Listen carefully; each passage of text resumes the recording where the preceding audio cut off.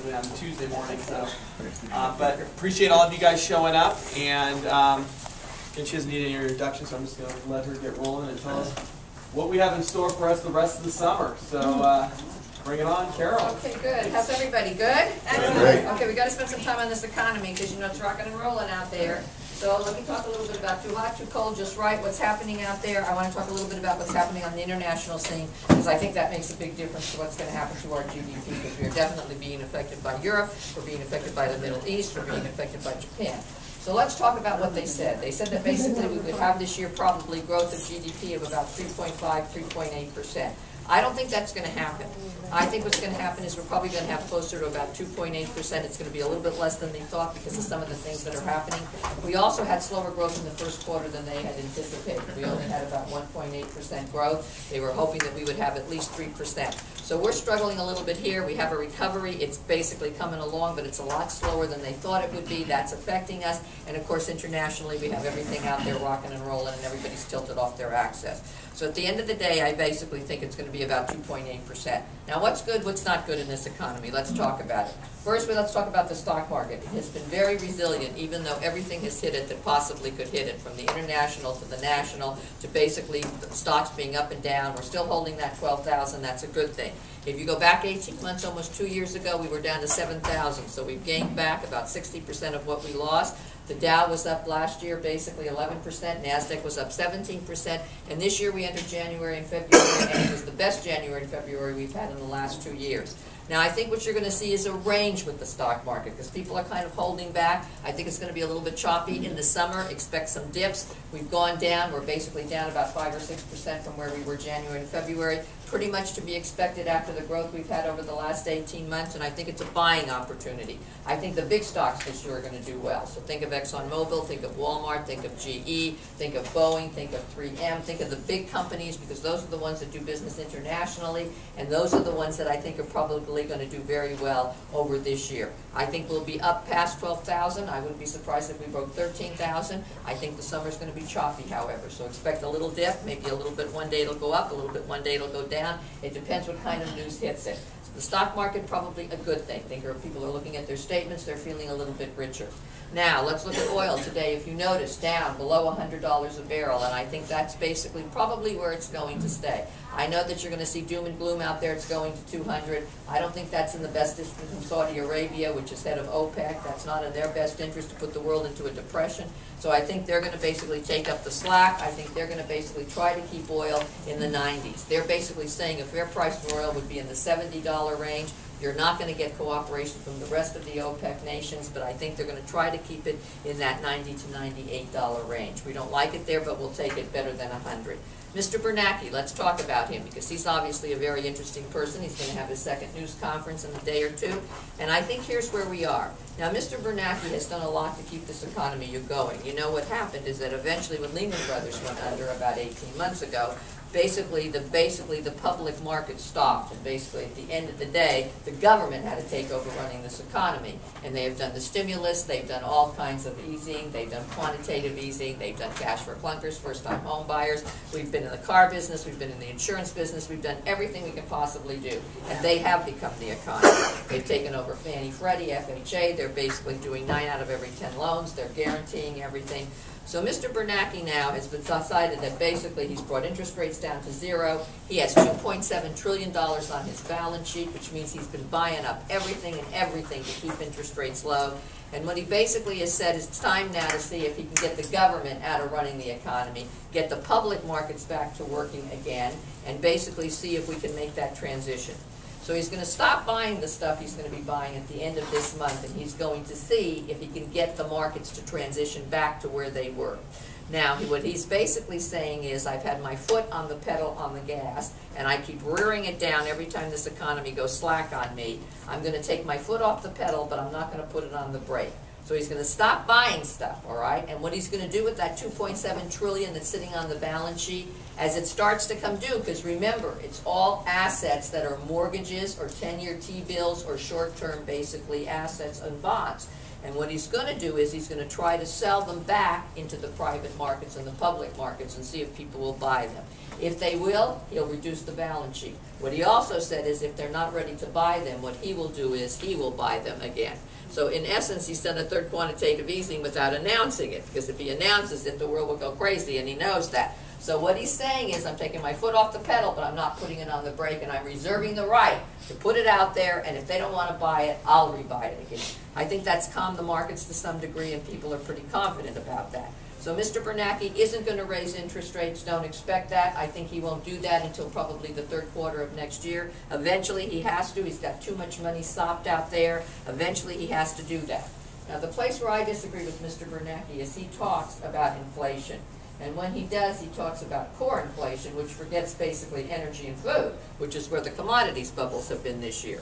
And so therefore, I think that when he tells you it's 1.5%, I don't believe that. I think we have inflation. I think it's over 3%. I think it's heading to 3.5%. I think that's going to be an issue for him down the line, because I think he has to accommodate that. He has to adjust to that. So Mr. Bernanke has a lot of balls to balance. He has to get rid of $2.7 trillion on his balance sheet. He has to stop being the government and being basically this economy and funding it. He has to start to raise interest rates, and when he does that, he has to watch inflation so it doesn't rear its ugly head and we go off kilter. So he has a lot of balancing to do basically over the next 6 to 8 months. So watch what he says, watch what he does. I think it's going to be pretty important.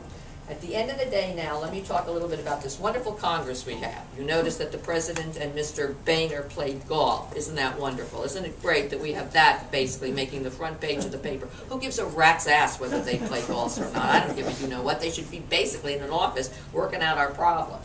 We have a deficit. It's obviously way up there, 1.6 trillion. We obviously have a big deficit that's called the $14 trillion, which is 100% of our GDP. Now, does that matter? Yes, it does for two reasons. You can compare us to Japan, and their GDP is 200% basically of what they produce. So they should be in worse shape than we are. Well, they have been for 10 years in pretty bad shape because they can't get their economy growing. But at the end of the day, they borrowed the money from themselves. Therefore, they can forgive it.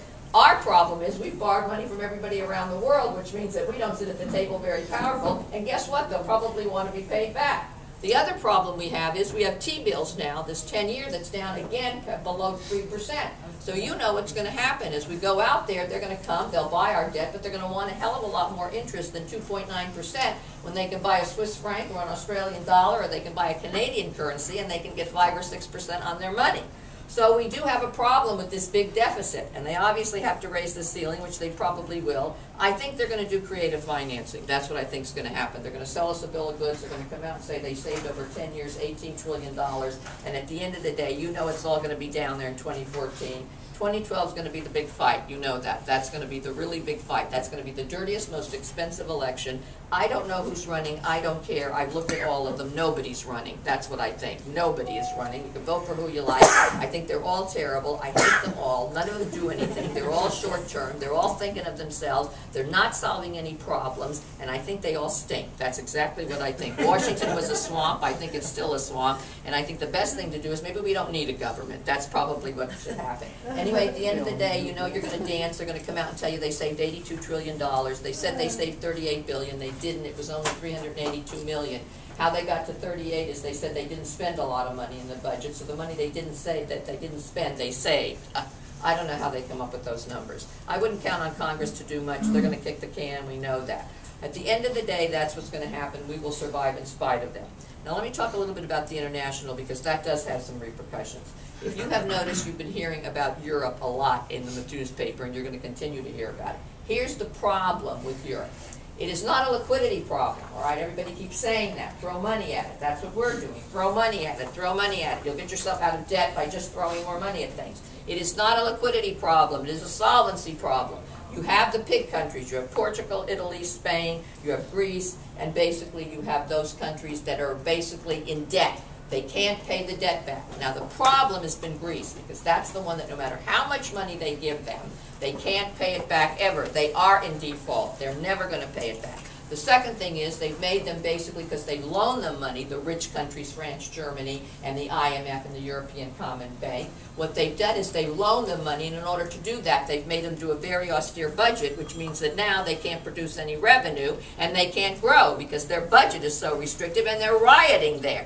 So at the end of the day, you have multiple problems. You have Greece that's in turmoil. They have defaulted on their loan. They're basically broke. They've made them sign a budget that's unrealistic, that will never work. It's affected their tourism. They're on strike. They're rioting in the streets. So at the end of the day, you've got all these people basically in different places doing different things, so nothing works. The third thing is they're not saving Greece. They're saving the French, German banks. That's what they're doing. They're saving the banks because they loan them all the money. And the Greek people are beginning to realize they're going to have to pay for it, and they can't. And they're beginning to understand that Anna Merkel and Mr. Sarkozy are only saving the French and German banks. So at the end of the day now, they took this first big loan, and now they need another one. And they haven't been able to decide, one, whether to give them the loan. Now here's the problem.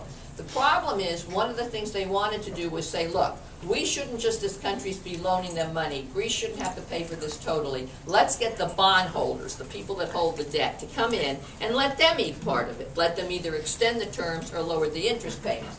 Well, that's great except for two things. One, if they do that, Ireland and Spain and Portugal are going to come right behind and say, give that to us then. We want our bondholders to give us a deal.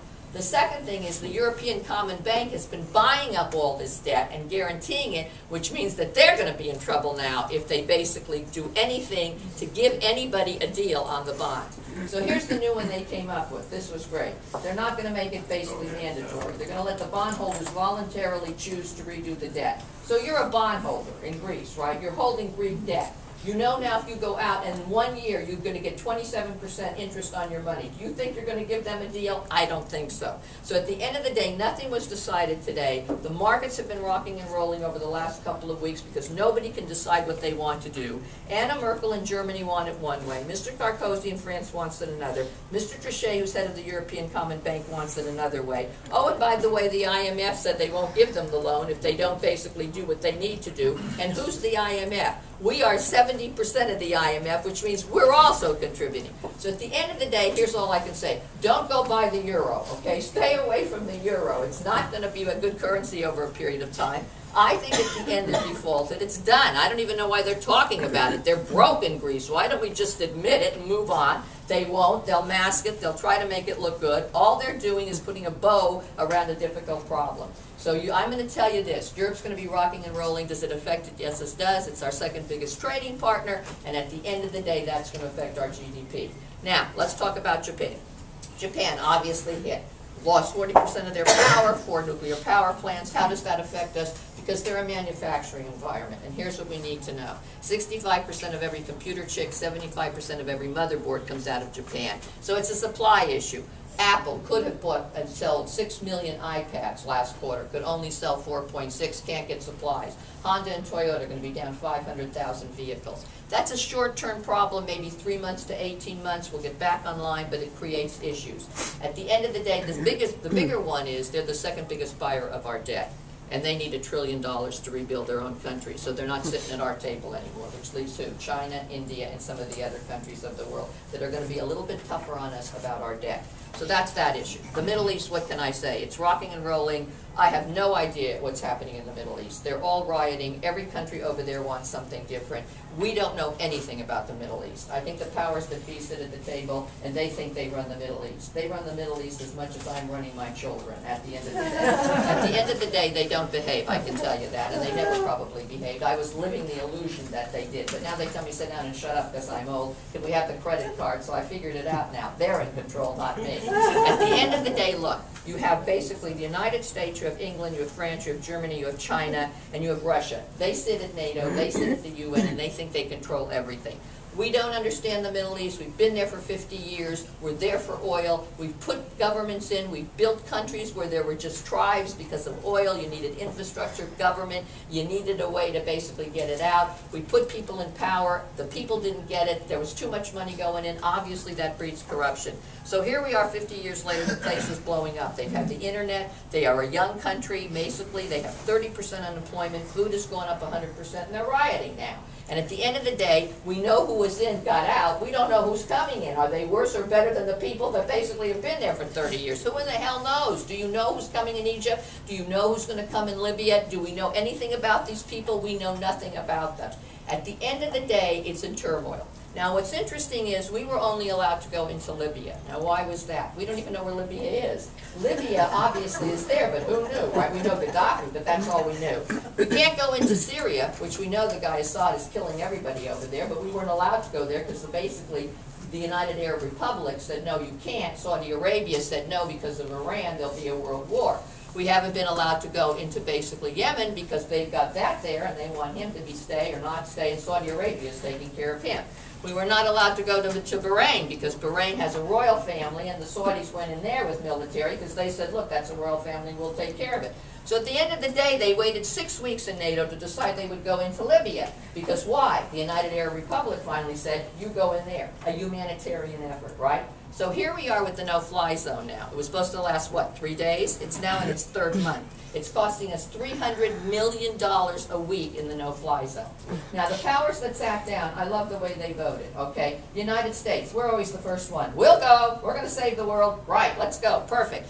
England, we're going. That's fine. France is going. Germany's going. Oh, gee, they got to Russia. Russia said, no, we're not going. Oh, gee, they got to China. China says, we're an emerging country. We can't afford it. We're not going. Now let's talk about Libya and what's really there, because I don't know how in the hell we even got there. First of all, we know we have Gaddafi there. He's a madman. I agree with you. The guy's a mental case. He'll shred his people. But the mission isn't to get rid of him. You've heard the president say that 10 times. The mission is to save people's lives. Unless you kill him, how can you save anybody's lives? Okay, that's number one. Number two is he's not going to leave, because if he does, the World Court wants him, and they're going to put him up in trial, they're going to kill him. That's not a good incentive for him to leave. The second thing is no country wants him. He's nuts, okay? So we have no place for him to go, and we're not allowed to kill him, even though we're trying. All right. So now we've gone in there with the no-fly zone, and we're not doing it. NATO's doing it. We're 70% of NATO, and an American general is running the mission. Okay, that's number one. Number two, let me tell you this. Libya is only 2% of the world's oil, okay? And it's light crude. It goes all to China. That's who buys their oil. So let me just go through this with you now to show you how brilliant these people are that sit at the UN. We are borrowing money from China to spend $300 million a week to support the effort in Libya so that we can pay for oil to continue to go to China, so that we can pay interest on the money that we borrowed from them to save them. Now, at the end of the day, that does not make sense. And what is there in Libya? There's no infrastructure, there's no banking, we have no idea who these people are, we have no idea who's coming down the pike, and at the end of the day, they think, these big powers, that they control the Middle East. They do not. It's a mess. So at the end of the day, what can I say? I just think it's a mess. All right, that's that. Now, let me go